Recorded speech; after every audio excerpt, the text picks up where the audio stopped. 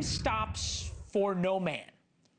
We are 1 month away from stories about families not having a turkey for Thanksgiving.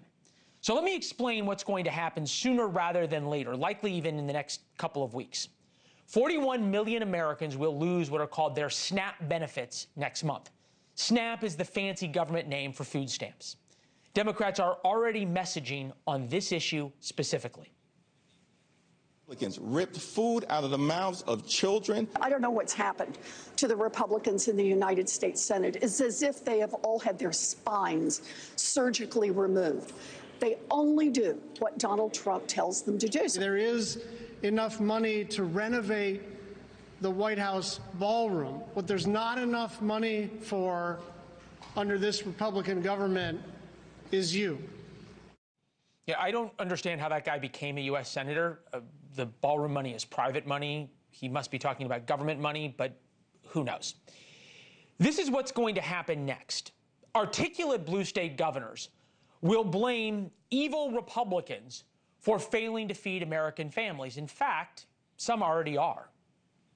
We just learned this morning that 2 million Pennsylvanians who rely on SNAP would not be getting their SNAP benefits. I hope our colleagues in Washington will come together and get this passed. So in a few weeks, there will be TV anchors doing shows from grocery stores as they interview people who can't afford groceries and can't afford turkeys. And those stories rightly will break your heart. That's the idea. If that isn't enough, the Thanksgiving travel rush starts in probably about 2 weeks. The already stressed air traffic control system will grind to a halt. Travel sites, as you can see, are already warning of a flood of cancellations at airports during the busy travel season. According to FlightAware, there were 19,000 flights delayed between Saturday and Monday. Add one storm on the day before Thanksgiving, and news anchors will camp out at airports. I've been doing this for a while. Just wait. Then Republicans will face a choice. They can cave to Democrats, because Democrats are the ones keeping the government closed. Or Republicans have another option, the nuclear option. That essentially means skirting Senate rules to pass the funding bill without Democrat support. You might not be familiar with how this works because the original Schoolhouse Rock didn't talk about it. So we found a new song to sum up the nuclear option. I am now gridlocked in the Senate because of partisan bluster. But if they can't free me from the filibuster, I opt to pass muster. If 60 senators vote for me, how I pray that they will. But today I'm still just a bill. Our producer Andrew Roberts found that.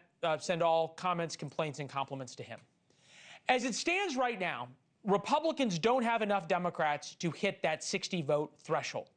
So Republicans will follow this playbook. They're going to keep voting every day to fund and open the government. You just heard Chris talk about how on Thursday there would be a bill to pay all the military. That's trying to force Democrats to vote no over and over again. It's good strategy. Then when things get bad, right, when cable news anchors are in airports and local TV stations are doing shows from grocery stores, then the filibuster, the nuclear option, comes out. That maneuver would reduce the threshold for ending debate to a simple majority. So they wouldn't need 60 votes. Many Republicans don't like this idea. They worry it will come back to haunt them. It will when they're in the minority. But at least one Democrat, and this is the important point of why we're talking now about the nuclear option, one Democrat says he's going to join Republicans. Give you a second to guess who. Now the soundbite. When people can't get paid, or now even there's a lot of hungry people, food insecurity is real. I would support carving out the filibuster on this. We've been here before. Exact same issue. 2013, Republicans shut down the government over repealing Obamacare. Eventually, Republicans back then caved.